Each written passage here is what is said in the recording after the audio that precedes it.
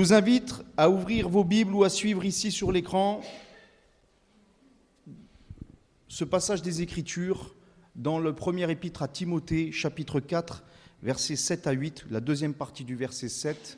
Donc si tu peux avancer s'il te plaît, voilà, repousse les contes profanes et absurdes, et il y a la suite.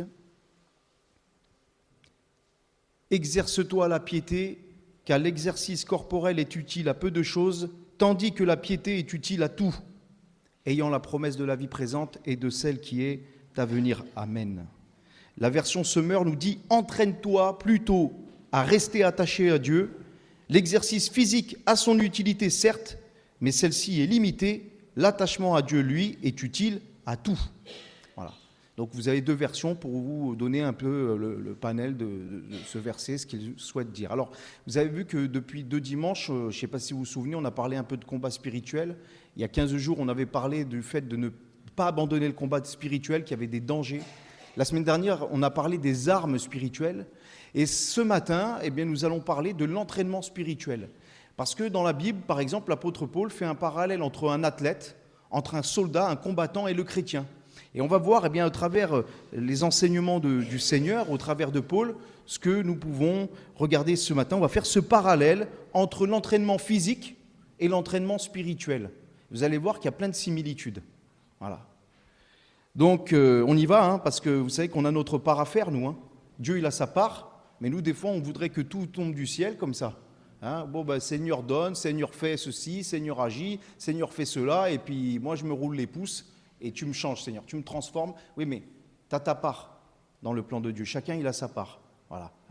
Alors, c'est Dieu qui donne le résultat. L'homme, il plante, il arrose, mais celui qui fait croître, c'est Dieu. Voilà. Donc, il faut bien comprendre que ça ne nous enlève pas notre responsabilité, bien que nous devons donner toute la gloire à Dieu. OK ?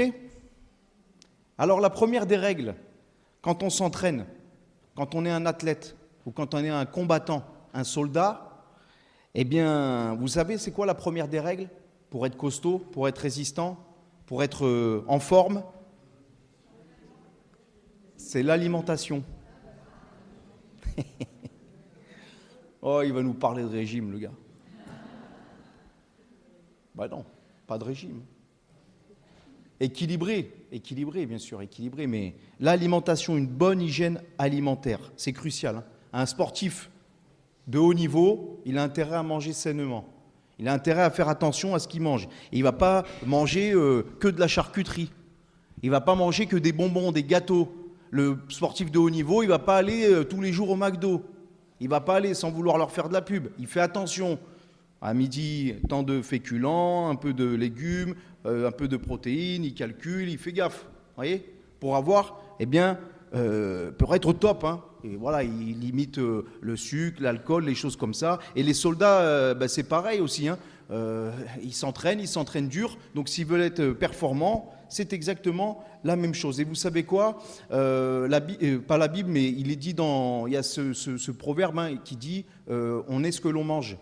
Vous avez déjà entendu ça ? On est ce que l'on mange, c'est ça. Voilà. Donc en gros, votre apparence physique, bien sûr, hormis le fait qu'on puisse avoir des problèmes de thyroïde ou autre, mais ça va être lié aussi à notre alimentation. Votre forme physique va être liée aussi à l'alimentation. C'est un fait, c'est scientifique. Ne voyez pas là, oh là là, il me juge. C'est un fait. Moi, le premier, je dois faire attention aussi. Vous voyez ? Bon. Dans le domaine spirituel, c'est pareil. C'est exactement la même chose. Voilà. On est ce que l'on mange. Avant, je vendais du fromage. Il y a longtemps. J'étais commercial dans une boîte et je vendais du fromage. Et un jour, j'ai appris un truc. C'est que je vendais du fromage, j'y connaissais rien. Et il y avait un fromage, ça s'appelait Emmental Alpage. Et il coûtait une fortune. Et je me suis adressé à un de mes clients qui était un spécialiste en fromage. Je fais, pourquoi celui-là ? Il coûte cher, pourquoi celui-là, il coûte un tiers du prix? Il me fait, parce que celui-là, c'est un Emmental Alpage. Je dis, mais ça veut dire quoi? Il m'a dit, c'est simple. En fait, la vache, ou elle est nourrie de grains, ce qui n'est pas normalement son alimentation naturelle, ou elle se nourrit d'herbes, Et l'alpage, elle est dans des pâturages élevés où l'herbe est grasse, où l'air est frais. Et en fait, elle est en meilleure santé, elle est en meilleure forme. Et elle produit un meilleur lait. Et ce meilleur lait produit un meilleur fromage. Et ce fromage est meilleur. Pourquoi ? Parce que... Et plus cher. Bah oui, mais attendez, vous voulez du pas cher et... Attendez. La vache, elle a un bon lait parce qu'elle mange bien. Alors, je ne vous traite pas de vache ce matin. Mais comprenez, voilà, c'est une réalité aussi bien sur le plan physique que spirituel. Et quelle est la nourriture du chrétien ? On va en voir quelques-unes. Matthieu 4,4. L'homme ne vivra pas de pain seulement, mais de toute parole qui sort de la bouche de Dieu. Est-ce que tu veux être en bonne santé spirituellement ? Il faut que tu te nourrisses de la parole. Il faut que tu te nourrisses de la parole, tous les jours. C'est tous les jours la parole. Hein, voilà. Oh, je lis ma Bible une fois par semaine. Je médite ma Bible une fois par semaine. Oh, ouais, ok, mais tu manges une fois par semaine ? T'oublies pas de manger. Hein. Vous êtes comme moi, vous n'oubliez pas de manger. Eh oui, on n'oublie pas un repas. Quand l'estomac il commence à gargouiller, là, c'est l'heure. Hein. Mais spirituellement parlant, on doit être alerte de la même manière. On ne devrait pas pouvoir se priver d'un repas spirituel de la parole de Dieu. Nourrir notre foi. Romains chapitre 10, verset 17 nous dit « La foi vient de ce qu'on entend et ce qu'on entend vient de la parole de Christ. » Des fois, on peut prier de cette façon « Seigneur, augmente-nous la foi. Donne-nous une foi plus vivante, donne-nous une foi plus ferme. » Et le Seigneur peut le faire. Mais il y a quelque chose de simple à faire aussi, c'est de se nourrir de la parole de Christ. Plus tu vas te nourrir de cette parole et plus la foi va être suscitée dans ton cœur et tu vas être affermi dans la foi.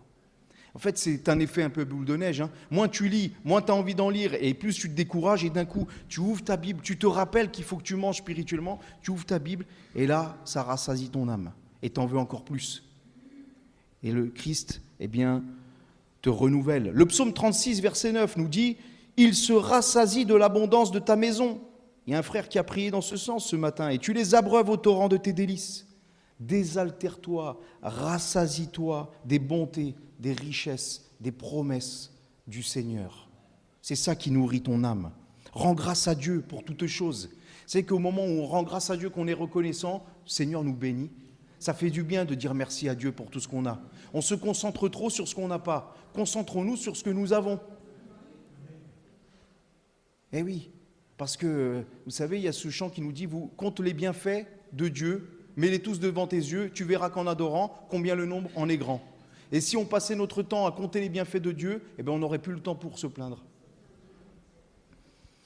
Jean 6, 55, verset 56, Jésus va dire « Ma chair est vraiment une nourriture, mon sang est vraiment un breuvage. Celui qui mange ma chair et qui boit mon sang demeure en moi et je demeure en lui. » Jésus ne nous dit pas d'être des cannibales ce matin. Mais ça nous parle de communion avec lui, c'est spirituel. Jésus va dire, ces paroles sont esprit et vie. C'est spirituel, c'est la communion. Quand nous prenons ces symboles, ce matin, ce sont des symboles du pain, du jus de raisin, ou du vin, ou du pain de mie, ou du pain sans sel, ou du pain, ce que vous voulez. On prend les symboles pour nous rappeler ce que Jésus a fait et nous restons en communion avec lui. Ça nous connecte à lui. Il n'y a rien de magique ici. C'est dans le cœur, c'est spirituel ces choses. Et donc, la nourriture spirituelle du chrétien, c'est la communion avec Dieu. Comment je peux avoir une communion avec Dieu ? Ça a été dit cette semaine encore au cours des réunions, par la prière. Eh oui, par la méditation de sa parole. Bien sûr, tout ça c'est lié, c'est toujours lié. Et ça nous permet d'être en communion avec notre Seigneur et nous sommes nourris spirituellement. Dans Jean chapitre 4, versets 31 à 34, c'est Jésus, il est au puits de Jacob, il a cette discussion avec la Samaritaine, et les disciples vont le voir et vont lui dire « Rabbi, mange, ça fait un moment que tu n'as pas mangé. Mange, Rabbi. » Mais il leur dit « J'ai à manger une nourriture que vous ne connaissez pas. » Les disciples se disaient donc les uns les autres « Quelqu'un aurait-il apporté à manger ?» Ils n'ont pas compris eux. Mais Jésus il parlait au sens spirituel et il leur a dit « Ma nourriture » et de faire la volonté de celui qui m'a envoyé et d'accomplir son œuvre. Tu peux nourrir ton âme aussi de cette façon, c'est-à-dire en te pliant, en te soumettant, en accomplissant la volonté de Jésus. la volonté du Père, la volonté de Dieu, tout simplement. D'être dans la volonté de Dieu, d'être dans l'obéissance de Dieu, ça nourrit ton âme. T'as vu quand tu es dans la désobéissance, comment ton âme elle est rongée? C'est normal, le Saint-Esprit te convainc de pécher. Et il ne faut pas rester dans cet état. Au contraire, il faut abandonner, et il faut faire la volonté de Dieu, et là d'un coup, le fardeau s'envole. L'âme est rassasiée, parce que je sais que je suis dans la volonté de Dieu, parce que je sais que je suis dans le plan de Dieu. Et ça, c'est important. Et ça nous conduit à la deuxième règle, pour un athlète, pour un combattant qui veut réussir. Vous savez ce qu'il doit faire? Il doit respecter un programme. Normalement, quand vous devez faire un entraînement physique, vous faites appel à un coach sportif, un entraîneur, ce que vous voulez, puis le gars, le professionnel, hein, il vous fait un plan. Il vous dit, bon alors là, le lundi, tu vas me faire 10 tractions, 20 pompes, tu vas faire ça, après tu vas courir 400 mètres, il fait un plan. Lui, il sait, c'est un professionnel. Donc il sait très bien ce qu'il vous faut par rapport à vous, à vos besoins, à vos capacités. Voilà. Un jeune de 18 ans, ce n'est pas le même qu'un de 30 ans, etc. Donc il sait, il fait le programme. Et pour que ça marche, pour que ça fonctionne, il faut respecter le programme. S'il te dit qu'il faut faire 10 pompes et que tu en fais une, tu n'auras pas les résultats demandés. C'est normal. Hein? Bon, c'est logique ça. Ça vous paraît logique ou pas? Eh bien, spirituellement, c'est la même logique. Il faut respecter le programme, mes frères et sœurs. Il y a un programme là, il y a un plan de Dieu. Dans la Bible, il faut le respecter. 2 Timothée, chapitre 2, versets 4 à 5. « Il n'est pas de soldat qui s'embarrasse des affaires de la vie s'il veut plaire à celui qui l'a enrôlé. Et l'athlète n'est pas couronné s'il n'a pas combattu, suivant les règles. » Pas de tricheur dans le royaume des cieux. Il n'y a pas de triche, il n'y a pas de dopage. Il faut combattre, il faut avancer selon les règles, progresser en suivant le programme du Seigneur. Et le programme du Seigneur, il est très simple. Josué chapitre 1, versets 7 à 8. Fortifie-toi et aie bon courage, en agissant fidèlement selon toute la loi de Moïse, mon serviteur, que mon serviteur t'a prescrite, ne t'en détournant ni à droite ni à gauche, afin de réussir dans tout ce que tu entreprendras. Tout ce que tu entreprends, qui est dans le plan de Dieu, tu peux le réussir, comment ? En agissant fidèlement selon la loi de Moïse, c'est-à-dire selon les Écritures, tout simplement. Ah bon, c'est ça, Seigneur, simplement, il faut que j'obéisse à ta parole et je vais réussir ma vie? C'est ça. Réussir ma vie, c'est pas forcément réussir dans la vie. Réussir sa vie, mes frères et sœurs, c'est d'être dans le plan et dans la volonté de Dieu. C'est d'être dans le plan que Dieu a préparé d'avance pour toi. Réussir ta vie, c'est d'être dans le Seigneur, c'est d'être dans les voies du Seigneur. C'est ça, réussir sa vie. Peut-être qu'aux yeux du monde, tu ne vas pas réussir ta vie. Mais ce qui est important, ce n'est pas les yeux du monde, c'est les yeux de Dieu. Aux yeux de Dieu, tu sois dans sa volonté, là où il t'a placé, là où il veut te placer, pour agir selon le plan parfait qu'il a formé en lui-même de toute éternité. Jean 14, verset 26, nous dit « Le Consolateur, l'Esprit Saint, que le Père enverra en mon nom, vous enseignera toutes choses et vous rappellera tout ce que je vous ai dit. » Dis-moi, quand tu es né de nouveau, vous avez entendu parler de la nouvelle naissance, non? Rassurez-moi. Si quelqu'un n'a pas entendu parler, jamais entendu parler de la nouvelle naissance, s'il vous plaît, venez me voir à la fin du culte, quand on discute. Parce que si tu n'es pas né de nouveau, ça veut dire que tu n'es pas chrétien. Si tu ne sais pas ce que c'est la nouvelle naissance, ça veut dire que tu n'es pas dans les bases bibliques. Et le but, c'est il faut que tu sois dans les bases. Il faut que tu connaisses ces choses. Et quand tu es né de nouveau, il se passe quelque chose de miraculeux que seul Dieu peut faire. C'est l'Esprit de Dieu qui vient vivre en toi. Le frère l'a rappelé dernièrement dans une prédication, l'Esprit de Dieu rentre dans ce temple. Eh oui, l'Esprit de Dieu vient habiter en toi. Et il te rappelle quoi? Les paroles de Jésus. Le Saint-Esprit, c'est ton entraîneur. C'est ton coach spirituel. Parce qu'il y a une nouvelle mode maintenant, il y a des cartes maintenant, on prend des coachs spirituels. Les pasteurs, c'est des leaders. Les docteurs, c'est des coachs. Enfin bon, voilà, ça devient un peu...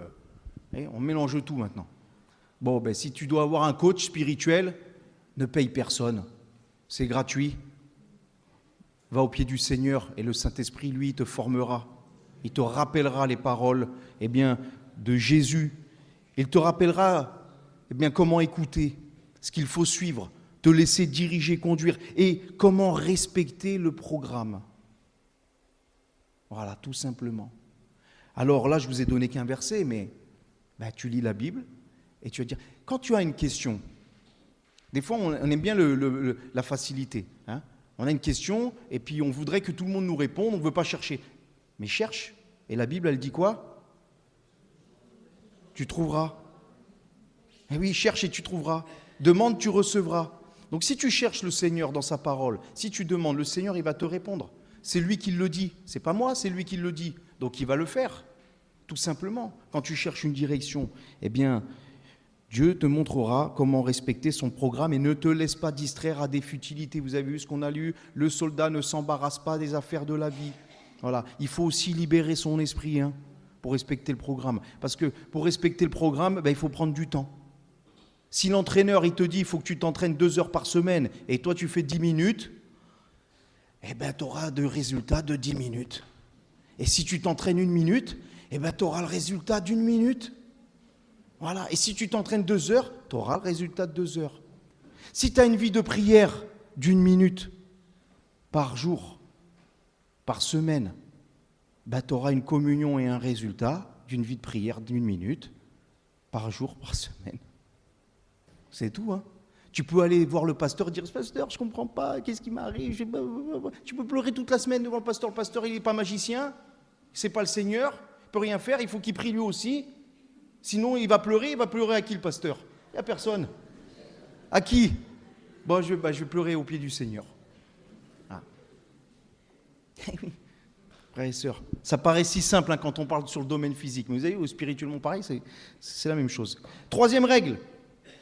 Quand on veut être un athlète de haut niveau spirituel, il faut être prêt à souffrir. Oh punaise, non, je ne suis pas venu là pour entendre un message sur la souffrance. Ah non. Parlez-moi des promesses, parlez-moi de bénédiction, parlez-moi de joie, d'espérance. Mais la souffrance, stop.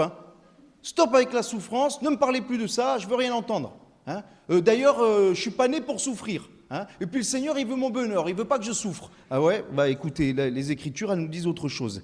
Elles nous disent qu'il faut être prêt à souffrir. Il faut être prêt au sacrifice. Il faut être prêt à mettre sa vie sur l'autel. 1 Corinthiens chapitre 9, versets 24 à 25. Ne savez-vous pas que ceux qui courent dans le stade courent tous, mais qu'un seul remporte le prix? Courez de manière à le remporter. Tous ceux qui combattent s'imposent toute espèce d'abstinence et le font pour obtenir une couronne corruptible. Mais nous, faisons-le pour une couronne incorruptible. Les athlètes, les lutteurs, les boxeurs, les champions, ils ont une mentalité là. Ils ont un mental impressionnant. Ils sont capables à s'abstenir de sorties, de s'abstenir de ceci, de cela, vraiment de se maîtriser. Ils ont une maîtrise de soi, des fois, bien plus que les chrétiens des nouveaux, parfois. Ils ont une maîtrise. Moi, je vois des fois, il y a des athlètes. Il y en a un que j'aime bien, c'est Cristiano Ronaldo. C'est normal, il est portugais. C'est pas mon idole, attention. Mais, si quand même, il a une hygiène de vie, lui. Il est impressionnant. Il est impressionnant, il y en a plein. Il y avait ce champion de boxe, Mohamed Ali. Vous avez entendu parler de Mohamed Ali. Il disait ceci, quand il s'entraînait. Quand je sens la douleur, c'est là que je commence à compter. Car c'est là que ça compte vraiment. J'ai détesté chaque minute d'entraînement, mais je me disais, n'abandonne pas, souffre maintenant et vis le reste de ta vie comme un champion. Un vrai champion, il sait qu'il doit souffrir, il sait qu'il doit se sacrifier. Voilà. Il fait 100 abdos, il commence un peu à avoir mal, il en fait 100 de plus. Il est prêt à se sacrifier pour sa passion. Et dites-moi, Jésus, il ne vaut pas plus qu'une coupe une couronne en laurier ou une coupe qu'on achète à Jiffy, là, je ne sais pas quoi. Des fois, on est content, on a reçu une coupe achetée à Jiffy. Wow, on la met, on achète un meuble pour la mettre. Bon, c'est bien les prix. Mais attendez, le Seigneur, il vous a donné la vie éternelle. L'espérance de la gloire. C'est pour ça qu'on court. C'est pour ça que aussi on est prêt à mettre notre vie sur l'autel, à souffrir pour le nom de Jésus. 1 Pierre chapitre 4 verset 1. Ainsi donc, Christ ayant souffert dans la chair, vous aussi, armez-vous de la même pensée. Arme-toi de la même pensée, te dit la parole. Eh oui, ça veut dire prépare-toi. T'es chrétien, t'es né de nouveau, gloire à Dieu, prépare-toi, tu vas souffrir. Ouh là là, il y en a qui veulent partir ce matin? Restez. Parce qu'il vaut mieux souffrir pour la cause de Christ que souffrir à cause de son péché et souffrir dans l'éternité. Parce que la souffrance, elle aura une fin ici, pour celui qui est né de nouveau, pour celui qui a donné son cœur à Jésus. Mais pour celui qui n'est pas dans les plans de Jésus, qui n'est pas dans le salut de Jésus plutôt, la souffrance, elle ne s'arrêtera pas. Derrière, elle va s'amplifier. Je ne dis pas ça pour vous faire peur, je dis ça comme un avertissement fraternel, amical, parce que la Bible en parle, tout simplement. Mais chrétien, arme-toi de la pensée de souffrir. Notre modèle à nous, ce n'est pas Mohamed Ali, Cristiano Ronaldo ou autre. Notre modèle à nous, spirituel, c'est Christ. Christ, il a souffert. Eh bien, de la même manière, je suis prêt à souffrir pour la cause de Jésus. Souffrir dans ma chair, parce qu'on l'a vu, il y a les tentations internes. Souffrir contre l'esprit de ce monde, contre les ennemis Satan, parce qu'ils viendront nous attaquer. Mais je veux combattre. Je veux combattre. Je veux combattre, Seigneur, et peu importe le prix, je suis prêt à me sacrifier, parce que tu t'es sacrifié pour moi. Luc chapitre 14, versets 27 à 28 nous dit « Quiconque ne porte pas sa croix et ne me suit pas ne peut être mon disciple. Car lequel de vous, s'il veut bâtir une tour, ne s'assied d'abord pour calculer la dépense et voir s'il a de quoi la terminer. Si quelqu'un est sur le point de s'engager avec le Seigneur, moi je dis gloire à Dieu. Et je te dis persévère. C'est la meilleure chose que tu puisses faire. Mais par contre, je ne vais pas te faire un évangile à l'eau de rose sentimental, te dire viens à Jésus et on va tous t'applaudir. Et quand tu vas arriver, on va te jeter des pétales de rose, comme ça on va dire oh super, viens à Jésus. Mais prépare-toi, calcule bien. Parce que quand tu t'engages avec le Seigneur, c'est sérieux. Et quand tu t'engages sérieusement, tu t'engages aussi à marcher sur le chemin de croix de Jésus. Ce n'est pas de porter cette croix en bois, hein, mais c'est de porter la souffrance à cause du nom de Jésus. Peut-être dans quelques temps, on fera une étude sur les différents baptêmes. Parce qu'on connaît le baptême de Jean, baptême de repentance. On connaît le baptême de régénération, c'est la nouvelle naissance. On connaît le baptême dans le Saint-Esprit, nous les pentecôtistes.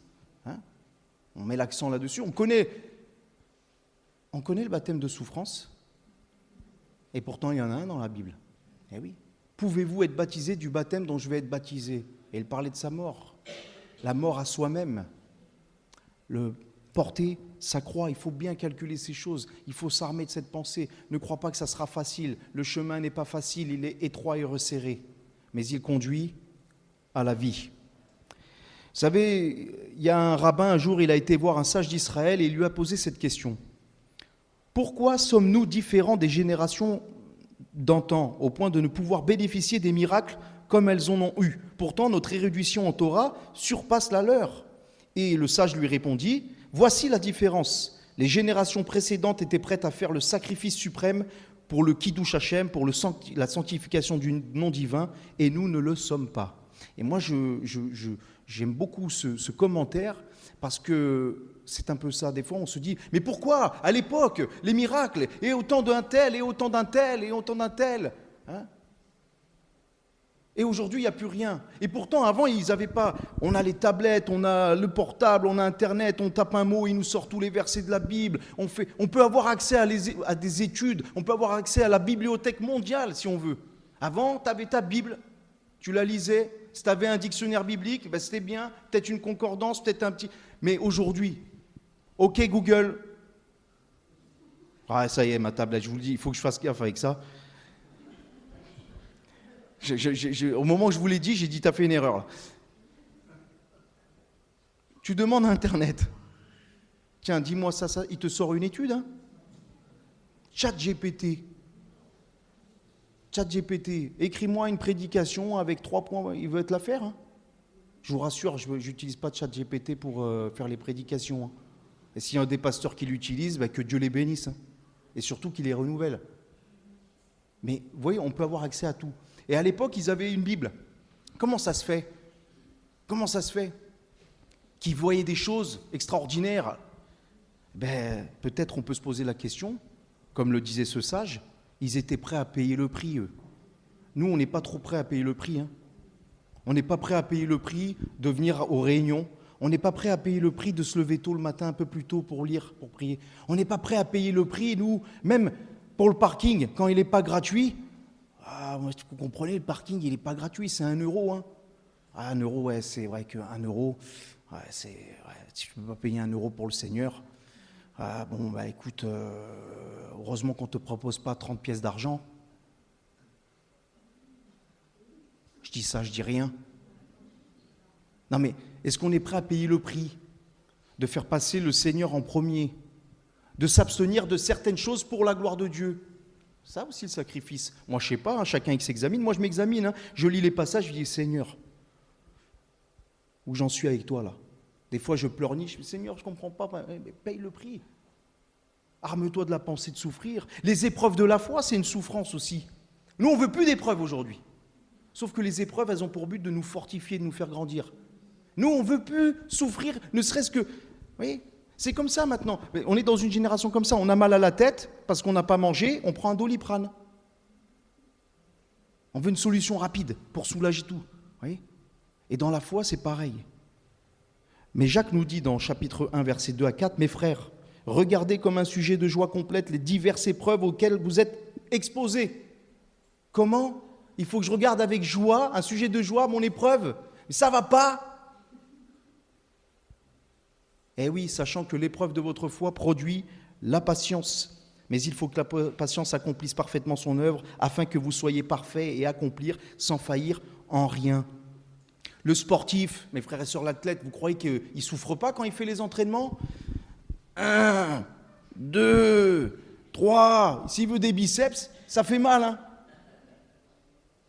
C'est comme ça. Il va courir 1 heure. Vous croyez qu'il ne souffre pas? 2 heures, il souffre. C'est pareil. Il met ses muscles, il met son physique à l'épreuve. Et ta foi, tu l'entraînes? C'est la question qu'on peut se poser. Les épreuves qui vont purifier les scories de notre foi. Les épreuves qui vont nous permettre d'aller plus loin, d'aller plus haut, d'être plus fort, d'être affermis. Ça sert à ça, l'épreuve. C'est dans ce sens-là qu'il faut regarder l'épreuve comme une joie. Il ne faut pas faire non plus le super spirituel. Seigneur, envoie-moi des épreuves. Allez, Seigneur, fouette-moi, flagelle-moi, Seigneur. Personne ne veut souffrir. On est d'accord. Mais au moment où l'épreuve vient, Seigneur, je veux me confier en toi. Et je veux croire que cette épreuve, elle concourt à mon bien. Elle concourt à m'édifier, à me former et à me rendre plus fort. Si les athlètes souffrent et se sacrifient pour une couronne de laurier, et même une couronne d'or, une couronne corruptible qui va passer, à combien plus forte raison, nous, chrétiens, devons être prêts à payer le prix de notre vie sur l'autel pour celui qui nous a sauvés. Une autre règle chez les athlètes, c'est d'être régulier. Il faut être discipliné. Un disciple, la racine de discipliné, il y a quoi dedans, disciple? Moi, je suis disciple, mais je suis indiscipliné. Ouais, d'accord. Ok. T'es pas un disciple alors. Un disciple, il est discipliné, il est régulier, il est constant. Ça ne sert à rien d'être chrétien le dimanche de 9h à 10h et d'être païen du lundi au samedi. Ça ne sert à rien d'être chrétien un mois, et ça ne sert à rien ça. Vous voyez, c'est comme l'entraînement, ça ne sert à rien. Il faut être régulier, il faut être constant, il faut être discipliné.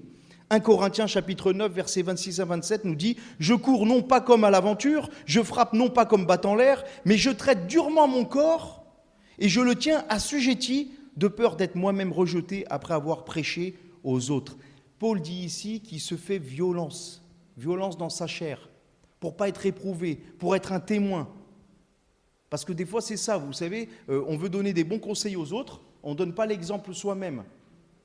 Il faut qu'on donne, nous avons un devoir, en tant que lumière du monde, d'exemplarité. Voilà. Ah, merci Seigneur, tu as fait de nous les lumières du monde. Et dehors, tu fais n'importe quoi. Tu vis selon la chair, selon tes penchants. Ne dis pas que tu es chrétien. Parce que ça ne va pas être un bon témoignage. Par contre, celui qui se fait violence, qui assujettit sa serre. Ici, le terme « traiter durement son corps », ça signifie le mettre noir et bleu, c'est-à-dire lui mettre un œil au beurre noir. Paul ici, dans le grec, il fait un parallèle comme un combat de boxe. Ma chair, elle est là, elle lutte, mais tac, crochet, il percute, tais-toi. Eh oui, comme un boxeur qui s'entraîne. 2 Timothée chapitre 3 verset 14, demeure dans les choses que tu as apprises et reconnues certaines. 1 Timothée chapitre 4 verset 15 à 16, occupe-toi de ces choses, donne-toi tout entier à elles, afin que tes progrès soient évidents de tous. Veille sur toi-même, veille sur ton enseignement, ou alors sur ce que tu écoutes. Fais attention à ce que tu mets dans tes oreilles. S'il vous plaît, faites attention à ce que vous écoutez sur Internet. Ne soyons pas de ceux qui gobent tout encore. Il y a trop de prédications, il y a trop de prédicateurs, il y a trop de trucs. Lisons la Bible.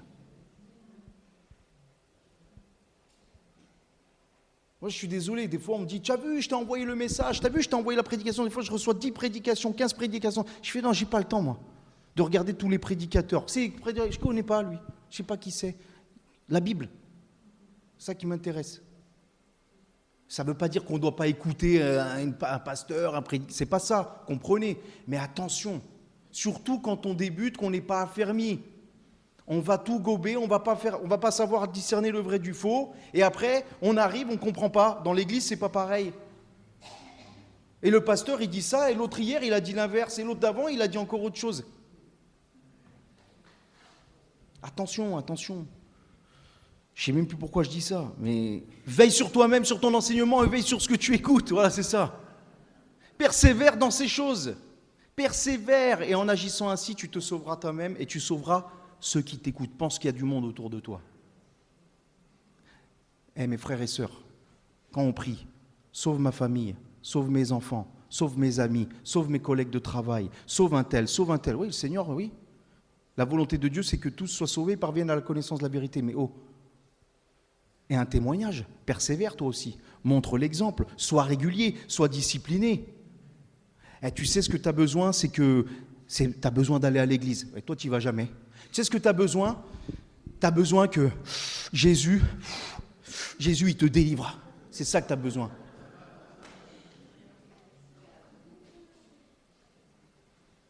Il faut être délivré aussi. Tu as besoin d'être rempli de l'esprit. Non mais, vous voyez, je ne dis pas ça encore pour dire un tel. Non, je dis ça pour notre bien. Je dis ça pour notre bien. Parce qu'on peut être des bons conseillers et d'être très indisciplinés. Et je parle pour ceux qui sont engagés avec le Seigneur, nés de nouveau, qui sont passés par les eaux du baptême, là, comme signe de leur engagement. Particulièrement pour eux, je parle. Et pour moi, donc, je m'inclus dedans. Il faut de la discipline, de la régularité dans notre vie de piété pour avoir des résultats. Tout simplement. Voilà. C'est une vie de tous les jours, le Seigneur. Un autre conseil, j'ai bientôt fini, j'en ai encore 2. C'est de toujours garder son objectif. Philippiens chapitre 3, versets 12 à 14. Paul dira, ce n'est pas que j'ai déjà remporté le cri ou que j'ai déjà atteint la perfection, mais je cours pour tâcher de le saisir, puisque moi aussi j'ai été saisi par Jésus-Christ. Frère, je ne pense pas l'avoir saisi, mais je fais une chose, oubliant ce qui est en arrière, me portant vers ce qui est en avant. Je cours vers le but pour remporter le prix de la vocation céleste de Dieu en Jésus-Christ. Il a un but, Paul, c'est Christ. Le but de Paul ici dans ce chapitre 3, c'est le Messie, c'est Jésus. Voilà.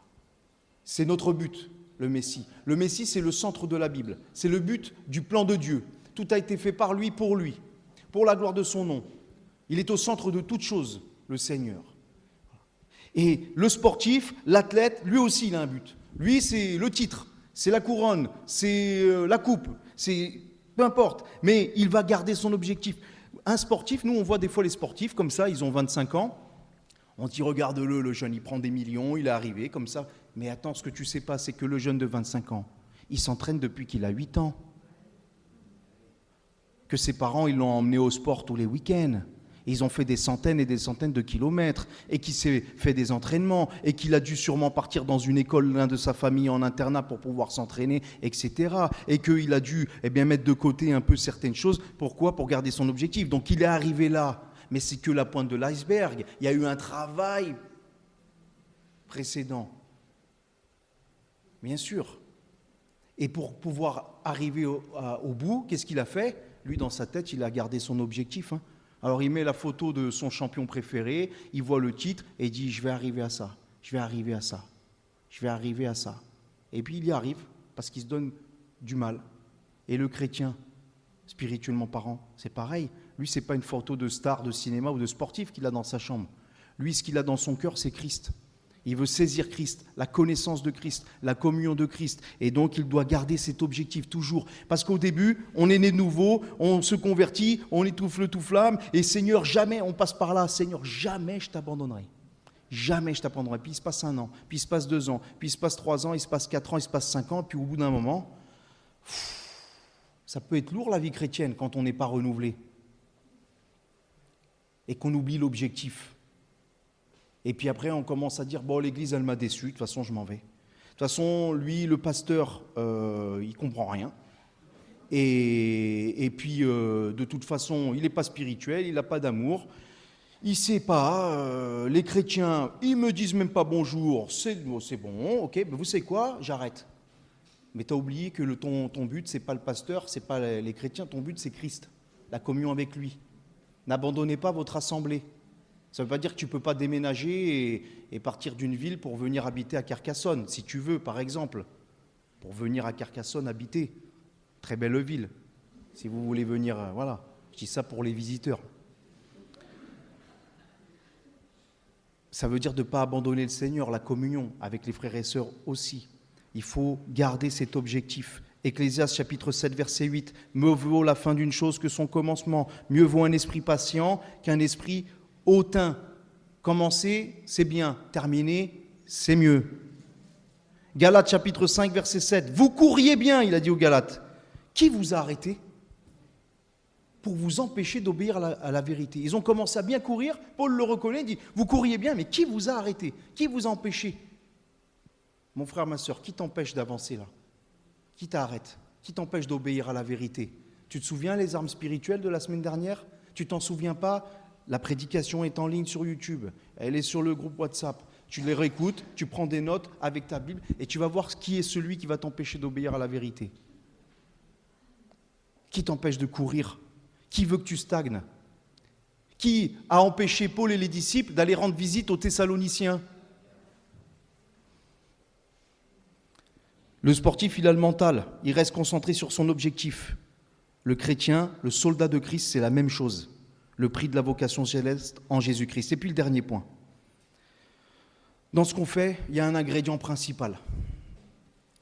Que ce soit dans le sport, que ce soit dans quoi que ce soit, même dans la cuisine. L'ingrédient principal, c'est l'amour.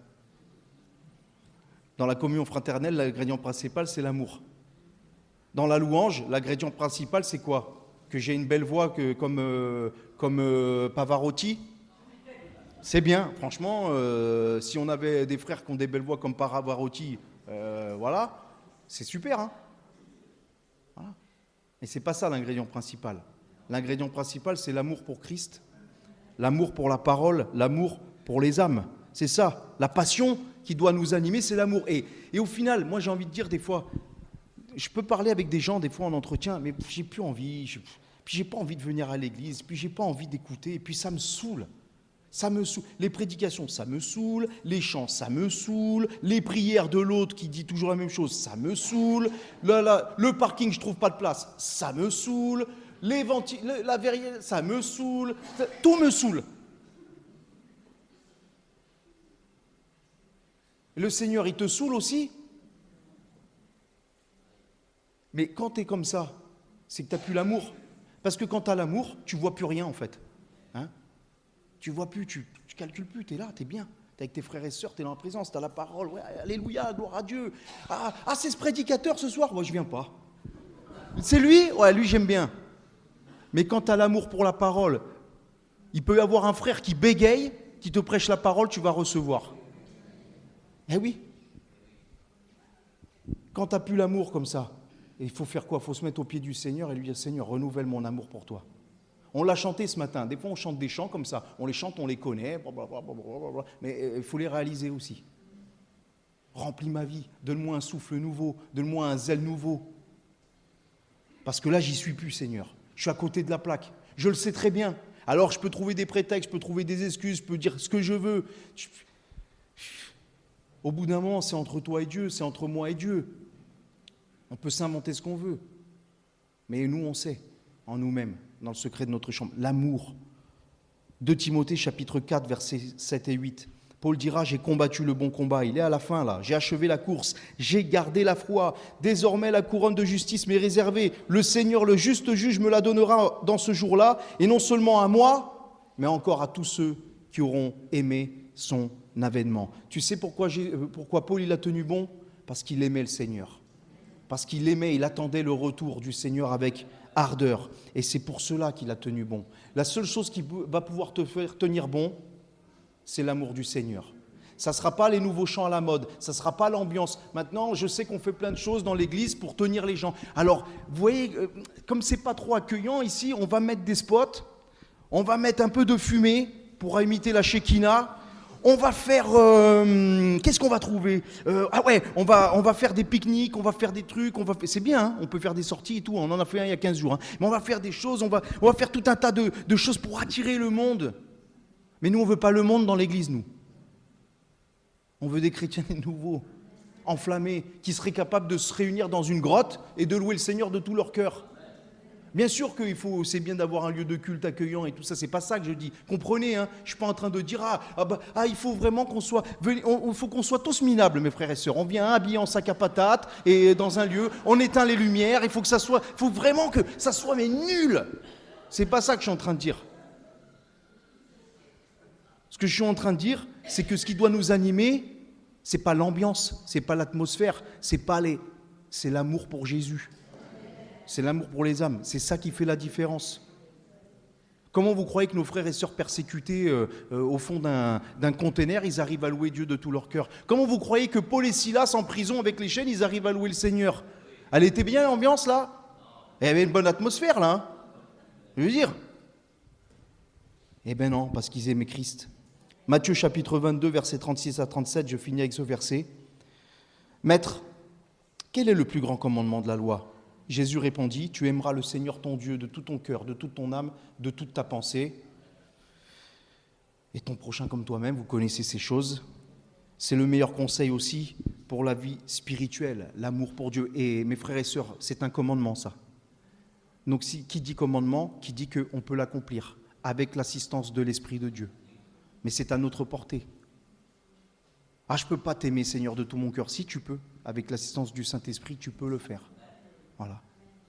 Et il n'y a qu'avec cet ingrédient-là, même que tu vas réussir à faire tous les autres. Voilà. Quelques conseils. Alors, vous pouvez vous mettre au sport, si vous voulez, et vous pouvez vous mettre aussi, surtout, à entraîner la piété. Et moi aussi inclus dedans. Vous ne croyez pas, mais quand je vous prêche le message, avant de vous le prêcher, je l'ai étudié chez moi.